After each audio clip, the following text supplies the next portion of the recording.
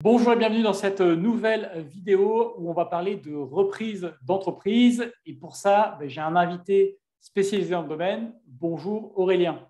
Bonjour Mickaël. Est-ce que tu peux commencer par te présenter brièvement? Écoute, merci pour cette invitation. Je te suis depuis un certain temps et ça me fait vraiment plaisir d'être présent sur ta chaîne. Alors, je m'appelle Aurélien Schneider, j'ai 37 ans, je suis papa de 3 enfants et ça fait à peu près 10 ans, 12 ans que j'investis dans ce qu'on appelle la reprise d'entreprise, dans un secteur particulier qui est celui du tourisme, des loisirs, tout ce qui est un petit peu atypique, unique, les lieux et les expériences d'exception. Ok, donc merci d'être là. Donc vous l'aurez compris, le but dans la discussion qu'on va avoir avec Aurélien, c'est de vous parler de la reprise d'entreprise. Alors pourquoi est-ce qu'on s'intéresse? Pourquoi est-ce que je vous propose cette vidéo? C'est notamment parce que c'est une des manières de créer sa liberté financière et qu'en plus, derrière, il y a un lien avec l'immobilier qu'on va vous expliquer qui est assez fort. Est-ce que tu peux nous dire peut-être toi, avec ton point de vue, pourquoi c'est intéressant de s'intéresser, pourquoi c'est intéressant la reprise d'entreprise, pourquoi tout le monde devrait à un moment donné envisager un projet de reprise de près ou de loin? Alors, la reprise d'entreprise, c'est le fait d'acheter une entreprise, de racheter une entreprise, c'est-à-dire d'acheter une activité qui est déjà existante et de ne pas partir de zéro, en fait, tout simplement. C'est-à-dire que, on va dire, sur Internet, c'est assez à la mode aujourd'hui de créer sa boîte, créer son entreprise. La micro-entreprise explose, voilà. Mais il y a dans l'entrepreneuriat quelque chose qui est aussi très intéressant, c'est d'aller acheter l'activité de gens qui cèdent leurs activités, justement, leur entreprise. Donc, c'est ça, quand on parle de reprise d'entreprise, on parle de ça. Et il y a plusieurs intérêts. Le premier intérêt, évidemment, c'est de ne pas partir de zéro, parce que créer une clientèle, et puis tous ceux qui ont déjà créé une entreprise le savent, ça prend du temps. Il faut beaucoup de temps pour lancer une activité, se faire connaître, etc., etc. Alors que Il y quand on a, achète... il y a l'incertitude aussi de dire est-ce que ça va marcher, est-ce que j'ai le bon produit, le bon prix, le bon marché, tout ce qu'on connaît. Alors que là, quand tu reprends, il y a déjà des données, on va dire. Voilà, tu as déjà des données, tu as déjà souvent une équipe qui est déjà en place, une clientèle, une marque, un branding. Il y a beaucoup de choses qui sont déjà établies. Alors ça, c'est le premier intérêt. Puis alors, le deuxième intérêt, c'est qu'on rentre dans une période qui est assez intéressante démographiquement, puisque on a toute la génération des baby-boomers qui partent à la retraite et qui cèdent leur entreprise. Donc, il y a beaucoup d'entreprises qui sont, quand tu regardes un petit peu les sites Internet, une entreprise sur 4 à peu près aujourd'hui à vendre, c'est pour raison de départ en retraite. Et il y a un intérêt pour nous, qui sommes plus jeunes, c'est d'arriver avec de nouveaux développements, le digital tout simplement, comme exemple parfait. Quelqu'un qui a 65, 70 ans, 75 ans, il ne va pas avoir les mêmes réflexes que nous par rapport à Instagram, etc., etc., par exemple dans le tourisme. Et donc, on peut avoir des leviers de développement qui sont très intéressants du fait de ce rafraîchissement de l'entreprise. Ouais, donc ça, on va y revenir justement. On va parler de tout ça. Vous allez voir, on va couvrir plein d'angles hyper intéressants dans cette vidéo. Donc, l'opportunité de la reprise, c'est ça. C'est vrai que pour moi, je vois aussi que ça permet à des personnes parce que c'est vrai que pour créer une boîte de zéro, il y a un côté un peu tête brûlée, il y a un côté prise de risque. Quand on reprend une boîte, on va énormément réduire, même si il y a toujours une part d'incertitude, mais on va énormément réduire tout cela, puisque, comme tu le disais, on reprend quelque chose qui existe déjà. Et donc, c'est extrêmement rassurant. C'est une manière d'entreprendre qui est rassurante. Oui, moi, ce que je vois, si tu veux, c'est pour accompagner un certain nombre de personnes et puis graviter dans l'entrepreneuriat depuis un certain temps, c'est qu'il y a des gens qui sont très, très bons en fait pour créer et c'est top pour eux. Et ça peut être un levier de croissance de racheter des entreprises une fois qu'ils ont créé leur boîte, etc. et de pouvoir dupliquer beaucoup plus rapidement parce qu'ils arrivent à un plafond de verre et donc ils veulent se développer encore plus rapidement et ils le font par la reprise. Et puis, il y a des gens qui sont moins forts dans la création, mais qui sont bien meilleurs sur de la reprise, mais ils ne connaissent pas ou ils n'y pensent pas. Et malheureusement, ils restent sur cette frustration de la création qui est difficile. Et ça a été mon cas. Moi, j'ai jamais réussi trop à créer d'entreprise. À partir de zéro, vraiment from scratch, de rien du tout, ça, c'est quelque chose qui est difficile pour moi, par exemple. Et donc, cette frustration-là, eh ben, je la comble, je la détourne par la reprise, puisque pour le coup, je suis assez bon, je pense, dans la reprise d'entreprise. Et c'est beaucoup plus facile pour moi. Donc, en fait, voilà, il y a deux directions, mais il y a des gens qui sont très inspirés par l'entrepreneuriat, mais c'est difficile pour eux de créer et ils ne pensent pas à la reprise. D'accord. Et quel lien on peut faire avec l'immobilier, justement? Parce que c'est vrai que les gens qui me suivent sont en grande majorité intéressés par l'immobilier. Voilà, quand on parlait de lieux, tu parlais de lieux d'exception, d'activités dans le loisir, dans le tourisme, etc. C'est quoi le parallèle qu'on peut faire avec l'immobilier? Dans l'immobilier, en gros, tu as, on va dire, le secteur de l'habitation, du logement classique. Tu as la partie courte durée Airbnb, qui est une activité plus commerciale. Et puis, tu as, on va dire, les locaux commerciaux. Voilà, on peut faire trois grandes catégories pour l'immobilier, on va dire, pour les individus comme nous. Ça se résume souvent à ça comme choix. C'est quoi le parallèle avec la reprise? Alors, c'est assez simple. Quand tu achètes un appartement, une maison, un immeuble, en règle générale, tu vas chercher à créer de la valeur par des travaux, par de la rénovation, c'est-à-dire que tu vas acheter un vieil immeuble à une mamie de 85 ans et tu vas en faire un logement adapté à des jeunes, par exemple, si tu veux en faire une colocation. Euh, Dans la reprise d'entreprise, on est à peu près sur le même raisonnement, c'est-à-dire qu'on va prendre des entreprises qui souffrent un petit peu d'un manque de renouvellement et on va les renouveler, on va les retaper. Typiquement, tout le monde connaît le vieux bar PMU dans le coin de sa rue et ce vieux bar PMU, ben, on va le racheter. Pas très très cher parce qu'il ne vaut pas grand-chose du fait d'une activité un petit peu vieillissante et d'une clientèle qui est assez éphémère et pas très très présente au final. Et puis on va en faire un lieu hyper top, très agréable, avec des assez trendy. Enfin voilà, on va faire quelque chose d'assez sympa, un lieu dans lequel on veut aller. Et puis on va créer de la valeur comme ça en fait. Donc on pourrait le comparer un petit peu comme ça. Voilà, on a l'immobilier par rapport à l'immobilier, on va chercher à créer de la valeur par en insufflant ce que j'appelle un upgrade, quelque chose qui nous permet de faire révéler le potentiel du lieu en fait. Ouais, donc on est sur la même idée de prendre un actif qui est dans un état donné et de l'améliorer. Oui. Alors parfois en surface, parfois d'ajouter quelque chose en plus, parfois de le transformer entièrement dans son usage, etc. Mais d'en faire quelque chose de bien. Alors, j'ai pas mal de questions après, plus pratiques sur la reprise.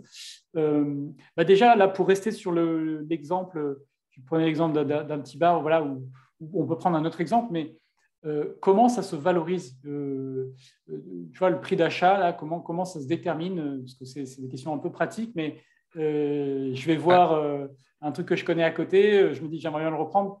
C'est quoi la base de discussion? Parce que c'est vrai qu'on en connaît tous hein, des entreprises comme ça dans tous les secteurs. Bon, là, on va parler un peu plus du tourisme, des loisirs, voilà. Mais dans tous les secteurs, on connaît des entreprises où on se dit, mais pourquoi ils font pas ça?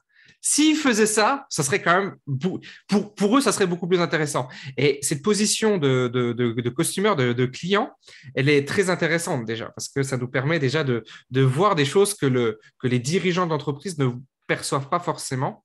Donc voilà. Alors, c'était quoi ta question déjà? C'est comment ça se valorise? Parce que je prends l'exemple, juste à côté de chez moi, là, Alors, il y oui. a un café qui est bord de mer, c'est-à-dire sur la falaise, vraiment qu'une mer. Il y en a deux.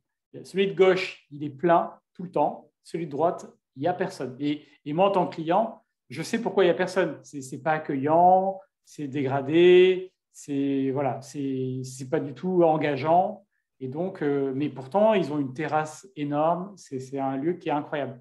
Et il n'y en a que deux à cet endroit-là sur les 10 kilomètres à la longue. Donc, c'est un lieu qui est exceptionnel en tant que tel, qui est sous-exploité. Donc, moi, à chaque fois que je vais là-bas, je vais prendre mon café au café qui est sympa et je passe devant l'autre et je me dis, ça, c'est un truc qu'il faudrait reprendre. Mais voilà. Voilà. Alors, la valorisation n'est pas un critère de sélection. Hein. C'est juste pour être assez précis. Oui. C'est-à-dire que la valorisation, toutes les entreprises se valorisent, même des entreprises qui ne sont pas du tout intéressantes à acheter. La valorisation, ça, il y a plein de critères de valorisation. J'ai fait encore une valorisation d'une entreprise récemment. Vraiment, c'est vraiment un truc où on peut se prendre beaucoup la tête, mais on va rester assez simple. Et le critère le plus simple, c'est de savoir à l'état à l'instant T, à l'état dans lequel est l'entreprise aujourd'hui, combien on est en capacité de rembourser d'emprunts dans le temps. Voilà, c'est assez simple. C'est un petit peu le même raisonnement que dans l'immobilier. On va se dire, bon, ben, quel est le cash flow que je peux dégager? Et donc, je vais acheter pour pouvoir rembourser et puis peut-être avoir une petite marge bénéficiaire ou en tout cas être à l'équilibre dans le prévisionnel du financement. On va faire exactement le même raisonnement. Enfin, en tout cas, moi, c'est ce que je préconise, de faire exactement le même raisonnement dans la reprise d'entreprise. On va valoriser l'entreprise comme ça. On va se dire, voilà, aujourd'hui, cette entreprise, en règle générale, c'est sur 7 ans. Sur 7 ans, elle est capable de rembourser, par exemple, 100 000 euros par an. Ben, l'entreprise vaut entre 500 et 600 000 parce qu'on va toujours se donner une marge. Mais voilà, on va utiliser ce critère. On va dire, voilà, remboursement sur 5 ans à peu près. C'est à peu près ça, remboursement, ce qu'elle est capable de rembourser à la banque sur les 5 prochaines années. Ok, donc bon, ça nous donne un repère, sachant que, comme tu le dis, des méthodes de valorisation, il y en a plein. Et d'ailleurs, même souvent pour une même entreprise, on va en utiliser plusieurs pour avoir différents angles d'analyse. Mais ok, ça donne un repère. Voilà. Ok, justement, là, pour faire le lien, là, quand une personne qui veut reprendre une boîte, justement, pour la partie financement, parce que c'est souvent ça qui va une question, voilà, qu'ont les personnes qui veulent reprendre une boîte. Voilà, imaginons, c'est valoriser 500 000 euros, le lieu que je veux reprendre. Voilà, comment je fais? Est-ce qu'il faut que je fasse un apport? Comme dans l'immobilier, voilà, la question de l'apport va se poser. Qui finance, etc. etc. Comment ça Alors, se passe? la question de l'apport est une excellente question parce qu'elle est toujours extrêmement mal traitée. Donc, il faut que la réponse soit bonne.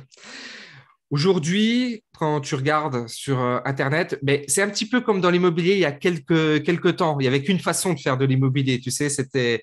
Et puis après, on a vu qu'il y avait plusieurs autres façons. La location meublée s'est développée, la location courte durée s'est développée. Et on a bien vu qu'il était possible de faire des, des rendements qui étaient plus intéressants. Mais aujourd'hui encore, quand on parle de rendement immobilier, on va dire, bah, des fois, c'est 3-4%. Et si tu as plus, c'est pas possible. Enfin, on va dire, le fameux c'est pas possible. Et j'ai exactement la même chose avec l'histoire de l'apport. C'est pas possible de faire sans apport. Et ça, cette croyance-là, elle est vraiment renforcée par les agences immobilières. Qui font aussi des agences immobilières qui font aussi de la vente d'entreprise, parce que souvent, c'est la même carte professionnelle qui est utilisée pour les deux, surtout quand il y a de l'immobilier. Et donc, ces agences, elles vont te dire, il faut de l'apport, c'est pas possible de faire sans apport. Alors, la question de l'apport, c'est vrai, c'est pas vrai.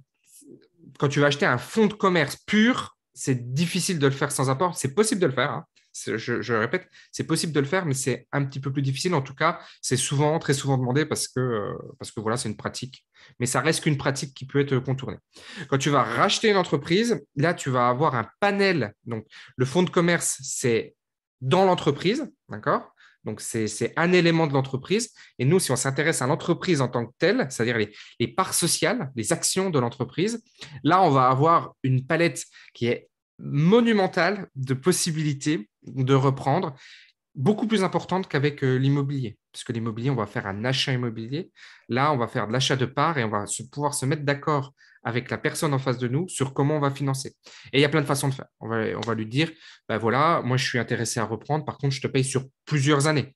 On va fixer ça avec un juriste, hein. Tout ça va être signé de façon très formelle et très juste en termes de droit. Mais tu vas avoir plusieurs façons de faire.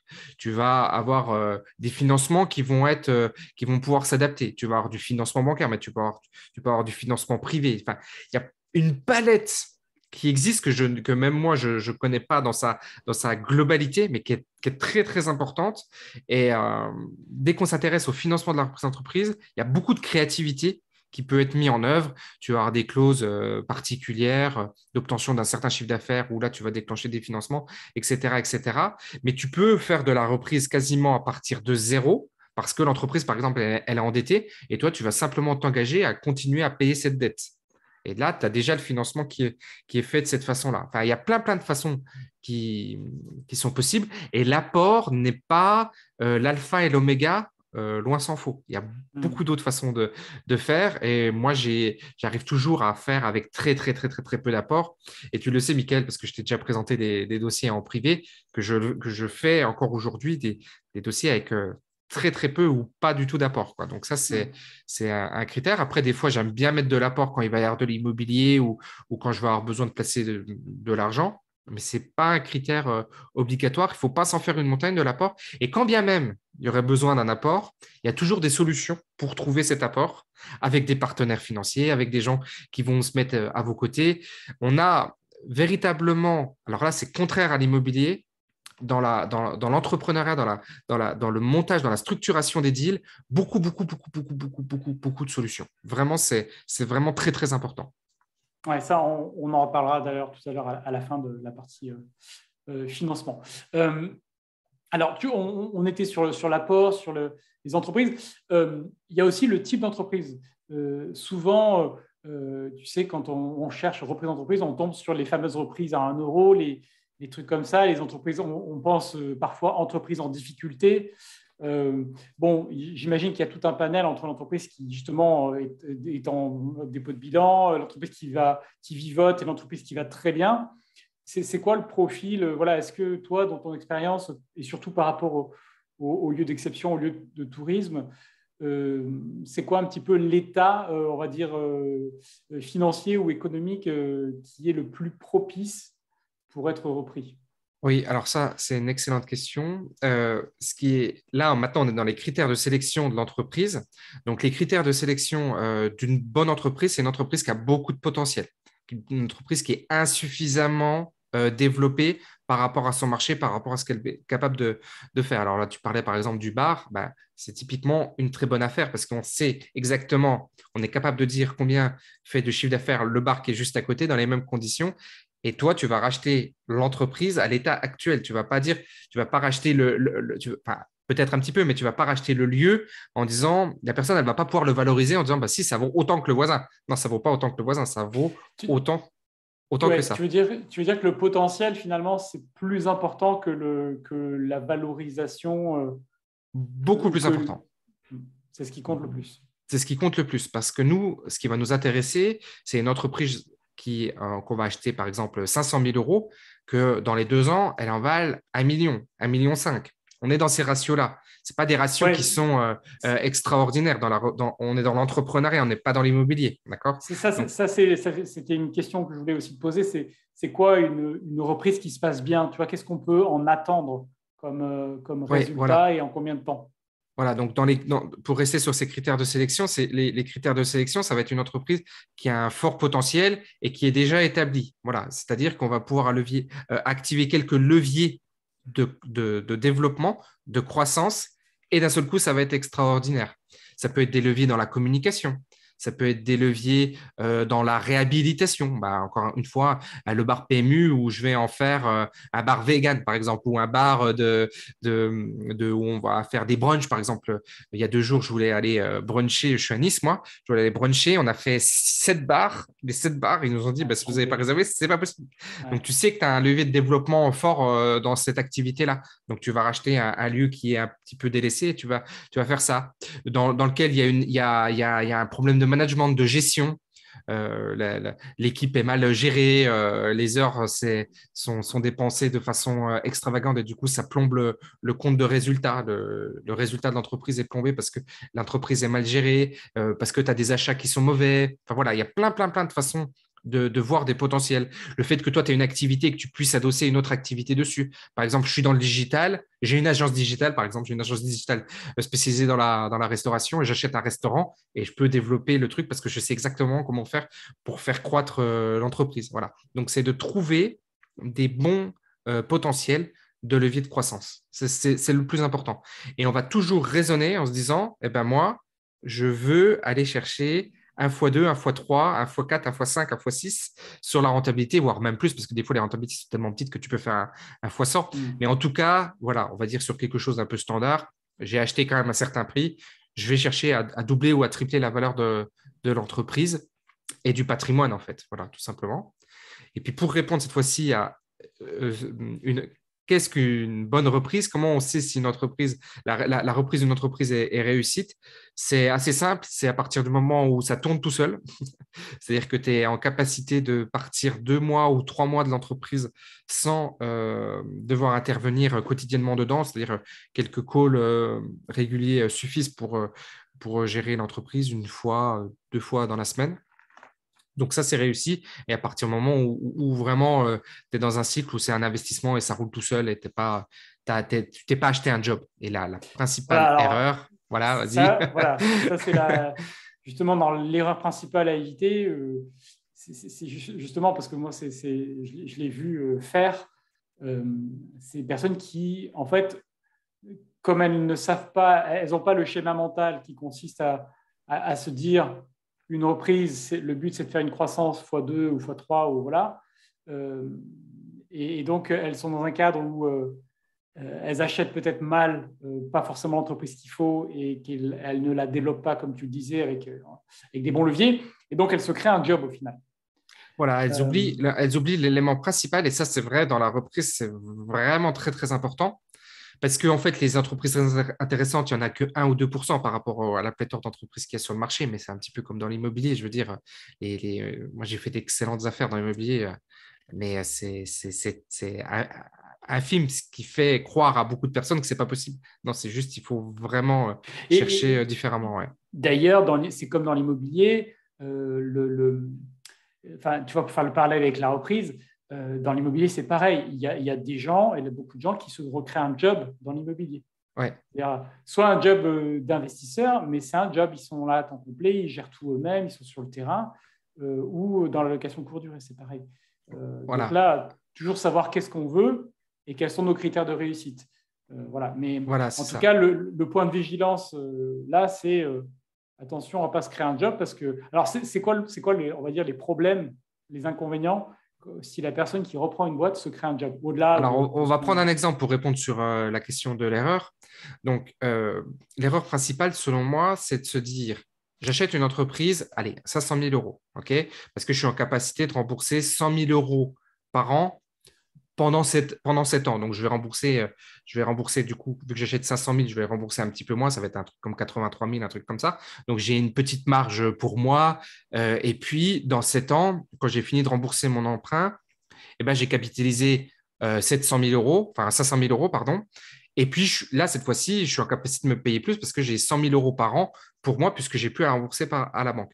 Alors ça, c'est vraiment un raisonnement qui, pour moi, est erroné parce que là, tu t'achètes un job parce que tu es obligé d'être présent et tu es pris à la gorge par les crédits. Et demain, tu as un Covid, demain, tu as une difficulté, demain, les Russes coupent Internet et tu es mort. Tu es complètement bloqué, sauf si l'État a décidé d'injecter de l'argent dans les entreprises comme elle l'a fait là, mais peut-être qu'elle ne pourra pas le faire dans les années qui vont venir. Enfin, on ne sait pas. En tout cas, c'est une prise de risque qui est trop importante. Et du coup, la banque, elle va mesurer, si tu fais appel à la banque ou à un investisseur qui va mesurer ce risque en se disant, vous êtes un petit peu juste quand même sur vos annuités. Ça va être difficile, la moindre erreur. Et même toi, si tu réfléchis, tu ne prêterais pas parce que tu te dis, ça va être difficile.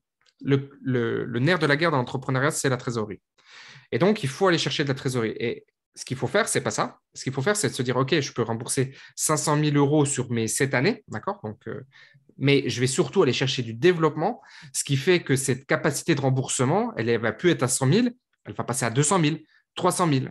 Et ce qui fait que si demain, je suis arrêté une année ou deux parce qu'il y a un pépin dans l'entreprise ou dans le marché ou dans le monde, eh ben mon entreprise, elle ne dépose pas le bilan. Moi qui suis dans le tourisme, on a évidemment été très impacté par cette crise Covid, puisqu'on nous a fermés, on a fait vous ouvrez, vous fermez, vous ouvrez, vous fermez, un petit peu en un claquement de doigts, chose qui n'est pas possible en fait dans la réalité. Et je regardais, avant que soit annoncée toute cette manne d'argent, on pouvait tenir 2 ans. Tu vois, pendant 2 ans, on pouvait tenir sans avoir de clients et en payant nos charges fixes. Et ça, c'est très, très important parce que quand tu présentes ça à un investisseur, à un financier, à une banque, etc., les voyants sont verts et on parlait tout à l'heure de l'apport, mais l'apport, il est toujours lié au risque. Et c'est pour ça que les banques, elles demandent beaucoup d'apport. C'est pour limiter le risque. Et c'est de se dire, OK, 500 000, ça va être trop juste, on va vous demander 200 000 euros, 300 000 euros, et puis nous, on va finir sur que 200 000. pour baisser le risque. Mais toi, tu vas pouvoir présenter à ta banque ou à ton financier, la prise de risque, elle est moindre parce que regardez, un peu l'histoire de ton bar, regardez le bar à côté, il marche vachement bien. Je peux vous le prouver, je peux vous le démontrer. On peut aller chercher les chiffres, on fait une simulation des chiffres, on retrouve les chiffres sur Internet, etc. Voilà. Et lui, il est exactement pareil. Il a les mêmes caractéristiques et il ne fait pas ça. Toi, tu te dis, oui, j'investis, c'est sûr que ça va marcher.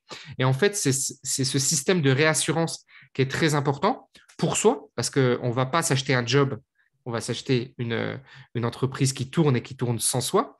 On va avoir une entreprise au service de sa vie et on ne va pas être au service de son entreprise. Et également pour le financier, ça va être aussi important. Ouais, d'accord. Donc, ça, c'est un gros point de vigilance de pas acheter avec la seule intention de se créer un job. C'est trop risqué. Et donc, penser au développement futur qui vont justement pouvoir apporter de la marge. Et je pense aussi, par rapport aux investisseurs ou autres, c'est vrai que si on achète en étant limite, c'est difficile d'accueillir des investisseurs. Ça va être difficile de simplement recruter un gérant pour se dégager du temps et se dégager de la partie opérationnelle quotidienne. Rien que ça, c'est impossible. Donc, voilà. Alors, il y a des gens qui adorent ça, hein, et c'est OK aussi hein, de s'investir dans des boîtes, mais il faut le faire, il faut le raisonner, c'est-à-dire qu'on va se dire, OK, je vais m'investir, mais je ne vais pas m'investir sur le commercial, la relation client, la gestion et la comptabilité. Ça, c'est une grosse erreur parce qu'on n'est pas bon là-dedans puisque ça fait appel au cerveau droit, au cerveau gauche. Enfin, bref, l'être humain n'est pas câblé pour travailler sur autant de choses différentes et tout en étant aussi bon sur tout. Donc, il faut se concentrer là, on est très, très bon. Donc, ça nécessite un petit peu de se connaître quand même. Et on peut axer là-dessus et se dire, OK, je prends peut-être la place d'une personne parce que j'ai envie de m'investir là-dedans. Moi, je sais que j'adore m'investir dans la créativité, dans la création des lieux. C'est-à-dire vraiment, ça, c'est pas quelque chose que je veux. Je vais pas le déléguer à un archi. Enfin, je vais le déléguer à un archi, mais je vais travailler avec l'archi. On va se dire comment on fait. Voilà, parce que j'ai envie de m'investir là-dedans. Et ça part d'une envie, c'est pas une contrainte. OK. Comment on s'y prend pour trouver une entreprise à reprendre? Parce que c'est souvent aussi, tu vois, comme dans l'immobilier, quoi. Il y a les annonces. Pourtant, on sait que finalement, c'est un petit pourcentage. C'est quoi les canaux qui marchent? Alors, on va pas mentir. C'est la partie la plus difficile, c'est le sourcing. Mais c'est comme dans tous les investissements, c'est toujours comme ça. Un peu comme dans l'immobilier, quand on est sur le rendu sur le bon coin, c'est que c'est déjà trop tard. Puisque un bien top, en règle générale, il va se vendre du bouche à oreille. Au pire, l'agent, si ça passe par une agence, il va le prendre ou il va appeler tout de suite ses investisseurs avant de le mettre sur le marché. Nous, on est à peu près dans la même situation, c'est-à-dire que, quelqu'un qui vend une entreprise, au début, elle va penser à ses enfants. Si les enfants ne veulent pas, il va penser à ses salariés. Si les salariés, ce n'est pas OK, il va penser à ses concurrents ou à ses fournisseurs. Il va déjà raisonner comme ça. Après, il va commencer un petit peu à en parler à expertise comptable, etc. Donc, ça va faire le tour. Et puis, s'il trouve personne, il va aller voir une agence. Mais l'agence, elle va de nouveau faire un tour auprès de ses clients les plus bankable. Et puis, elle sait que là, ça va être bon et elle ne va pas mettre l'annonce. Et à la fin de la fin, soit la personne, soit l'agence va mettre sur le site Internet.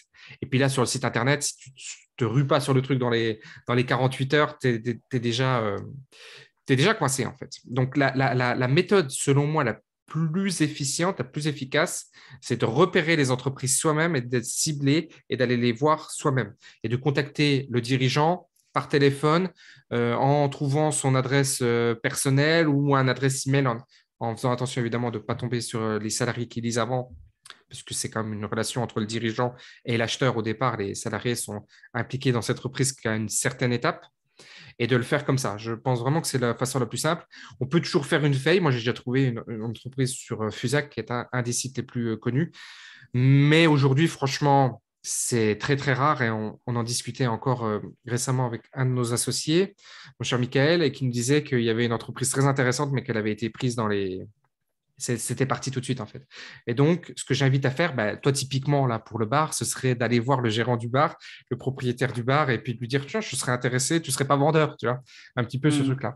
Donc, c'est sûr qu'il y a beaucoup plus de déchets, puisque les gens sont moins dans une démarche de vente, quoique, encore, tu sais, des fois, on peut être surpris. Mais il faut faire cette démarche-là parce que Les annonces, t'es vraiment trop loin. T'es vraiment la dernière roue du carrosse et tu tapes tous les trucs qui se vendent pas, en fait, tout simplement. Ouais. Donc, un peu comme dans l'immobilier, on regarde les annonces, ça nous donne un sentiment de marché. Des fois, on peut tomber sur des trucs de temps à autre, mais il faut plutôt être proactif et aller chercher ouais, les entreprises qui nous Ouais, paraissent intéressantes. autour, tu vois, là, j'ai signé, enfin là, on va signer un deal immobilier, mais ça s'est fait via une entreprise, là. C'est-à-dire qu'on est implanté dans un lieu et puis les gens pensent à nous et disent, bah, tiens, tu pourrais peut-être être intéressé. Les gens sont venus directement à nous, tout comme dans l'immobilier, j'ai été propriétaire d'une parcelle et puis la parcelle d'à côté se vendait et en plus, c'est pour faire un lotissement. Et le notaire, il a dit, bah, contactez le voisin, voilà, bah, c'est un parallèle un petit peu. C'est-à-dire que quand tu commences à avoir des biens, après, c'est un cercle vertueux, en fait. C'est-à-dire que quand tu commences à avoir des biens, eh ben, si tu t'informes un petit peu ton voisin, tu te dis, bah, tiens, je vais peut-être vendre, tu n'es pas intéressé. Bah, là, c'est un petit peu pareil dans Ouais, l'entrepreneuriat. Tu commences à avoir un réseau et ce réseau travaille aussi pour toi. ouais, c'est d'accord. Oui, c'est un peu la même idée que dans l'immobilier. Tu as fait ton réseau, tu as ton agent que tu connais bien et ça facilite les choses. Euh, qui peut reprendre une entreprise? C'est quoi les profils de gens qui, Alors, voilà, c'est une très bonne question. Il y a deux profils. Il y a un profil qui est dominant, mais qui est un peu qui est un peu en déclin, ou en tout cas qui stagne, qui est le profil classique de moyenne d'âge 46 ans, cadre dirigeant, qui plafonne dans sa boîte et qui va chercher comme une évolution professionnelle le fait de racheter une entreprise. Il va mûrir son projet, il va passer 2, 3, 4, 5 ans avant de passer véritablement à l'action. Il va vouloir se faire accompagner, beaucoup, a fort besoin de sécuriser le projet. Donc ça, c'est un profil. Mais il y a un autre profil qui est émergent, moyenne d'âge beaucoup plus jeune, je ne pourrais pas la lister, mais quand même beaucoup plus jeune, des gens qui touchent un peu plus le digital, qui ont des nouveaux développements en tête, qui sont beaucoup plus disruptifs et qui vont plutôt voir la reprise d'entreprise comme un investissement, comme un peu peut l'être la crypto, l'immobilier, la bourse. Ils vont se dire, bah, je vais faire un peu de private equity, entre guillemets, ou du micro-private equity, puisqu'on va être sur des plus petites sommes, puisque c'est pour des particuliers. Et ils vont vouloir investir. Ils vont être connectés un peu aux web entrepreneurs. Et c'est plutôt des gens qui vont suivre nos vidéos. Enfin, voilà, ils vont plutôt être dans cette démarche-là. Et ça, ces gens-là, ils viennent disrupter complètement le marché de la reprise. Parce qu'eux, ils ne vont pas vouloir mettre d'apport et ils ne vont pas vouloir faire du crédit en mettant des cautions personnelles de fou sur leur tête. Ils vont se dire, ouais, la caution, ça va, je ne veux pas prendre le risque, je ne veux pas porter le risque. Alors, on peut porter le risque comme on le porte des fois sur l'immobilier ou pas. Ça, c'est une question qui s'envisage en fonction de la volonté de prendre le risque et puis tout simplement la boîte que tu as en face de toi. Mais voilà, tu vas avoir ce deuxième profil qui va être assez intéressant. Et moi, je les vois parce que j'en accompagne. Je vois bien les deux profils cohabiter, mais il y en a un qui va beaucoup plus vite que l'autre. C'est indéniable. Ouais, oui, parce que c'est un peu la question derrière ma question. C'est que c'est toujours un peu la limite de quelqu'un qui a été salarié, surtout pendant longtemps, même s'il est à une très haute fonction dans sa boîte. Au final, il a quand même une mentalité de salarié avec ses avantages, mais aussi ses inconvénients, notamment par rapport à des sujets comme de la reprise ou de l'entrepreneuriat. Voilà. Où Mais c'est un là, petit peu comme tu dois en avoir aussi des gens qui, dans l'immobilier, ils vont prendre un certain temps parce qu'ils vont avoir besoin de mûrir et puis de se sécuriser autour de ça. Donc, c'est tout à fait OK. L'idée, c'est pas du tout de juger. Simplement, ces gens-là doivent être conscients qu'il y a beaucoup d'opportunités qui sont saisies par des gens qui vont beaucoup plus vite. Et ouais. donc, ça, ils ont une perte d'opportunité qui est énorme et des fois, ils la réalisent pas. Ils en ont pas conscience. Oui, ouais, c'est ça. C'est que, et puis, enfin, moi, je l'ai vu dans l'immobilier, c'est que ça crée ce genre de comportement. Disons que c'est bien de prendre le temps de mûrir, comme tu le dis, c'est normal. On a tous voilà, un cheminement par rapport à ça. C'est bien de prendre le temps de mûrir, mais une fois qu'on y va, il faut qu'on y aille et qu'on aille jusqu'au bout. Parce que sinon, il y a un phénomène, je l'ai vu, d'usure en fait, des partenaires, des associés, des contacts parce que bah, les gens ne vous font plus confiance, tout simplement, quoi. Ils ont autre chose à faire et donc ils vont préférer contacter justement des personnes où elles savent qu'elles vont aller au bout. La peur est, Mais est- est- est vraiment visible. C'est-à-dire que on a besoin de beaucoup de certitude dans ces moments-là. Pourquoi? Parce qu'on va discuter avec un, un autre dirigeant en face de soi, quelqu'un qui vend sa boîte. Et c'est un aspect dont on pourrait parler d'ailleurs. D'ailleurs, le dirigeant ne vend très rarement pour l'argent. En règle générale, la motivation première, et ça a été, j'ai des études, il faudrait que je les retrouve, mais ça a été étudié et moi, l'expérience le démontre de toute façon que les gens, ils veulent en règle générale transmettre un patrimoine. C'est pas tout le temps le cas. Des fois, on a des gens qui sont très cerveau gauche, les chiffres, moi j'ai acheté tant, je veux une rentabilité de temps, ça c'est possible. Mais souvent, c'est un héritage.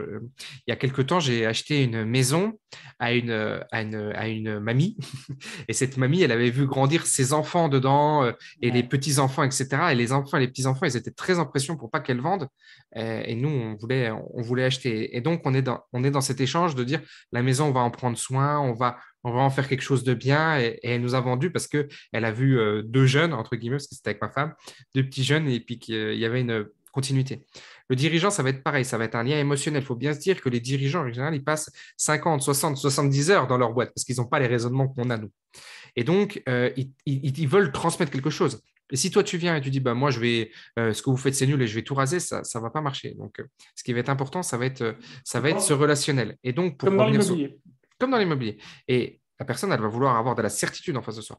Et si on arrive avec des peurs, si on arrive déjà en disant, je fais bride, ça ne va pas marcher. Et en général, c'est l'argument financier qui va dire, ah, vous n'avez pas les fonds, vous n'avez pas d'argent. Mais la personne, elle ne va pas chercher ça. Elle va chercher quelqu'un qui est en confiance, qui est en certitude par rapport au projet, qui a un projet de développement et qui va aller là-dedans. Donc, la certitude, c'est très important. Et la peur, il faut l'éliminer. Parce que, pareil, le banquier, demain, tu vas lui parler. Si tu lui dis, ouais, je ne sais pas, ça ne marche pas. En fait, la peur est un blocage complet sur l'avancée d'un projet comme celui-là. Ouais, et puis en plus, bon, le dirigeant, souvent, il y a des équipes. Voilà, il ne veut pas non plus confier ses équipes à n'importe qui. Il veut qu'il y ait une certaine pérennité à l'entreprise. Enfin, voilà, il y a tous ces sujets-là qui entrent en jeu. D'ailleurs, pour les personnes qui sont intéressées, qui veulent s'informer sur la reprise ou qui veulent voilà, en savoir plus, je vous renvoie vers la chaîne d'Aurélien. Je vous mettrai le lien dans la description. Donc, Aurélien, tu publies régulièrement du contenu sur la reprise d'entreprise. Puis, il y a toutes les vidéos que tu as déjà publiées. Donc, allez voir ça. Il y a tout ce qu'il faut pour que vous puissiez en savoir plus si le sujet vous intéresse. Bon, vous nous direz dans les commentaires si ça vous intéresse, si vous avez d'autres questions. On pourra peut-être faire une suite d'ailleurs de cette vidéo avec d'autres questions complémentaires. Donc, n'hésitez pas à les poser dans les commentaires. Pour rebondir sur certains aspects qu'on a évoqués, comme le financement ou la peur, justement, on voulait, pour conclure, vous proposer. Alors, ce qu'on va dire là, ça va concerner peu de personnes au final. Il faut qu'on soit très clair. Ce qu'on va dire là, ça va concerner les personnes qui ont déjà un projet de reprise, idéalement qui ont déjà identifié une entreprise à reprendre, qui veulent la reprendre, mais qui veulent être accompagnés et financés. Et dans ces cas-là, si c'est votre cas, on vous mettra un lien vers un formulaire et c'est ce qu'on fait au travers de notre holding d'investissement avec Aurélien et puis notre associé que je vous présenterai probablement rapidement. L'idée, c'est quoi? L'idée, c'est de pouvoir accompagner, comme on l'a dit, les personnes qui veulent faire une reprise d'entreprise et apporter des financements et en fait que vous ne soyez pas seul, tout simplement.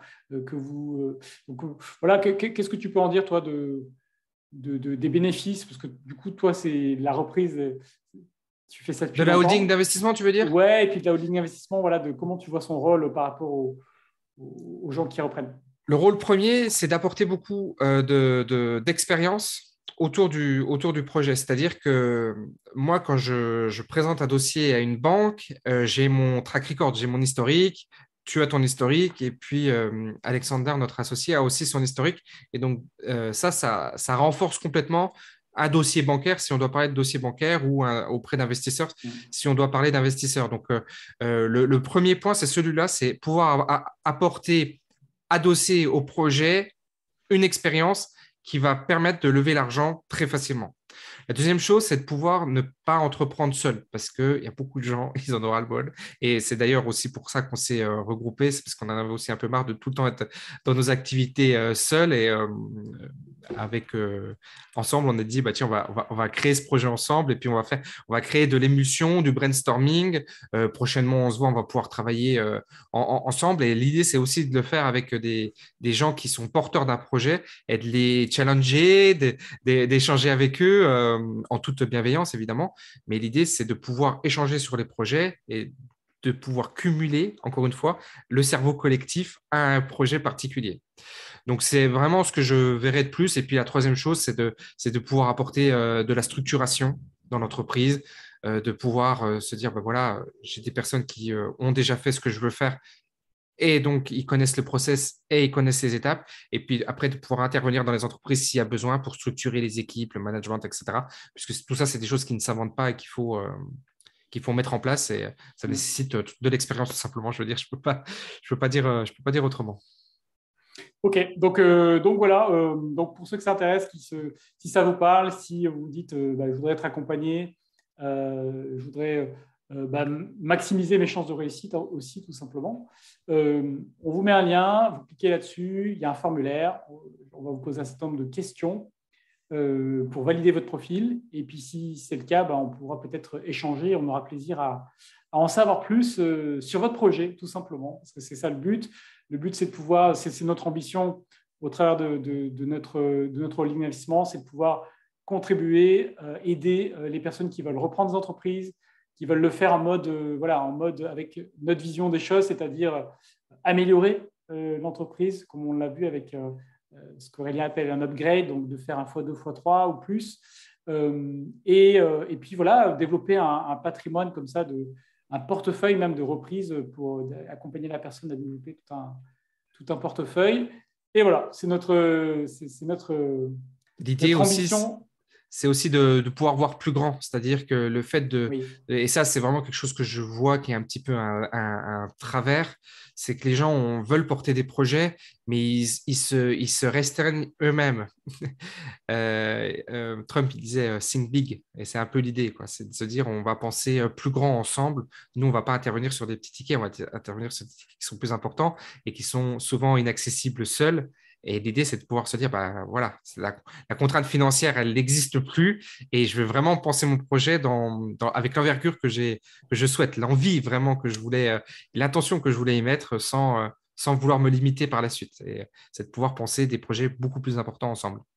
Oui, c'est clair que c'est l'idée. C'est pour ça qu'on vous a parlé de l'erreur qu'il fallait éviter, qui était de se créer un job. C'est certain que voilà, une personne qui arriverait en me disant bah, je vais reprendre cette boîte avec un petit chiffre d'affaires et je veux juste pouvoir me créer un job, clairement, nous, ça ne va pas nous intéresser du tout, quoi. Pour le projet et pour l'ambition de la personne.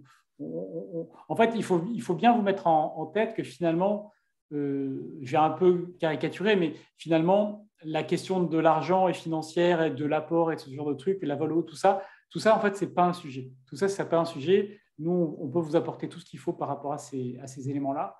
Ce qui va être déterminant, c'est quoi la boîte, c'est quoi votre profil, c'est quoi votre vision, et qu'est-ce qu'on peut faire ensemble. Est-ce qu'ensemble, on peut faire plus, on peut grossir, on peut améliorer tout ça. Voilà, c'est surtout ça qui va être déterminant. Est-ce que ça peut être une belle aventure de faire ça ensemble et de transformer cette entreprise, cette activité qui fait 1 en 2, 3 ou 4 parce que on va y mettre du digital, on va ajouter des nouveaux canaux, on va vous accompagner, on va créer un partenariat, on va faire plein de choses. Voilà. C'est ça qui compte. Voilà, merci Aurélien pour tout ça. Merci, Mickaël. Merci. C'était hyper intéressant. Je découvre tout le temps des nouvelles choses. Et c'est vrai que, bon, je ne l'ai pas dit en introduction, mais je l'ai vu et je le vois de plus en plus quand on commence. Tu sais, c'est comme quand tu commences à acheter ta Tesla et tu commences à en voir de plus en plus de partout. C'est pareil quand tu commences à penser à la reprise d'entreprise. Moi, je le vois de plus en plus de partout, des entrepreneurs qui en parlent. Il y a même un entrepreneur américain que j'aime beaucoup qui ne fait maintenant que ça. Et qui est spécialisé dans vous faites au moins 1 million, on va investir en vous et on va vous développer jusqu'à 10. C'est ça sa tagline. Et donc voilà, c'est un vrai c'est une vraie manière d'entreprendre qui est particulièrement intéressante. Et en tout cas, voilà, je suis content qu'on puisse déjà faire ça ensemble avec Alexander et puis qu'on puisse accompagner les personnes Oui, qui le souhaitent dans cette aventure. yes. Voilà, merci beaucoup. Bah, merci à toi. Voilà, et donc laissez-nous en commentaire vos questions si ça vous intéresse, si vous voulez qu'on en reparle, etc., etc. Et on fera ça avec grand plaisir. Merci. Salut à tous. Ciao.